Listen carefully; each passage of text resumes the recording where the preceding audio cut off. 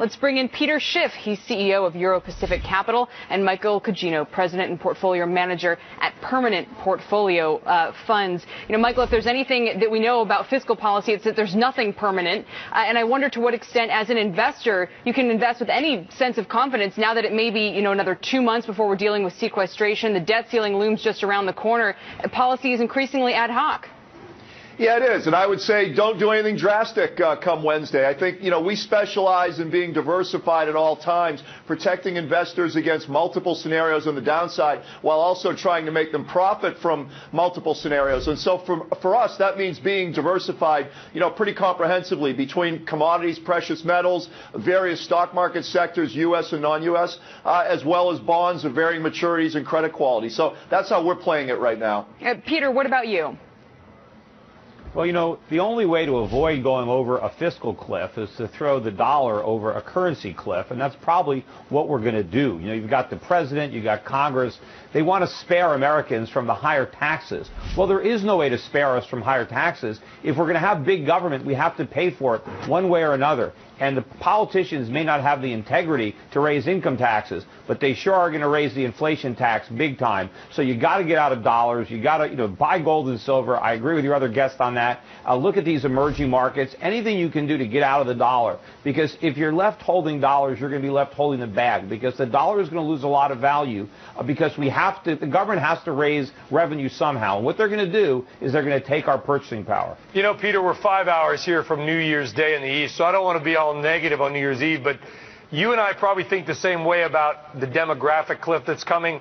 And this argument, to me, is going to be replayed over and over and over again as the nation ages and demands more money from the government, and the government's going to realize the money's not there. If you believe that's going to be the case for the next 10 years, do you have a long-term playbook for that? Yeah, well, we're not going to survive as a nation, I don't think, over the next 10 years without a crisis. We don't have that much time to age. We're pretty close to it right now. Maybe it happens in 2013. We're living on borrowed time, literally. We're going to have a day of reckoning. Foreigners aren't going to keep buying dollars and hoarding U.S. treasuries, especially when they see how we undo everything we promised. Remember, we created the fiscal cliff by promising to deal with the deficit in the future. Well, now the future is now, and we're not going to deal with it. We're going to kick the can down the road again and hope nobody notices what we're doing. But the world is going to wake up to this. Just like the housing bubble burst, the NASDAQ bubble burst, we've got a much bigger bubble that is the entirety of the U.S. economy. If you can see it in the treasury market, in the dollar market, but this whole thing is going to pop, and we're going to deal with it right now. This is not a problem for the future. It's a problem for the here and now. Michael, you're buying bonds.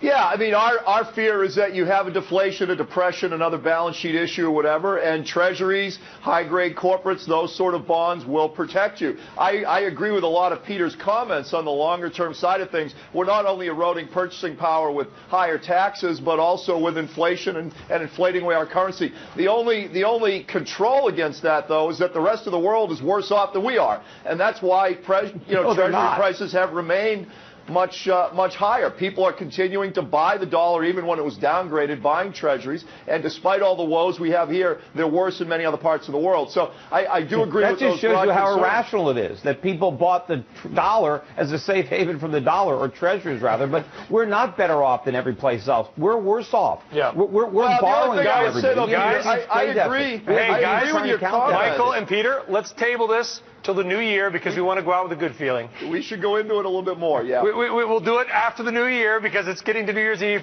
Peter, hey, and Mike, thank you very much. Have a great New Year's and a happy New Year. We'll see you and we'll continue the fight. I appreciate that you at least tried to find something positive to say. Listen, we should be in mourning robes with candles. No, we should not. It's New Year's Eve. There's reasons to be optimistic. Kelly, thanks very much. We'll see you with Larry. Thanks for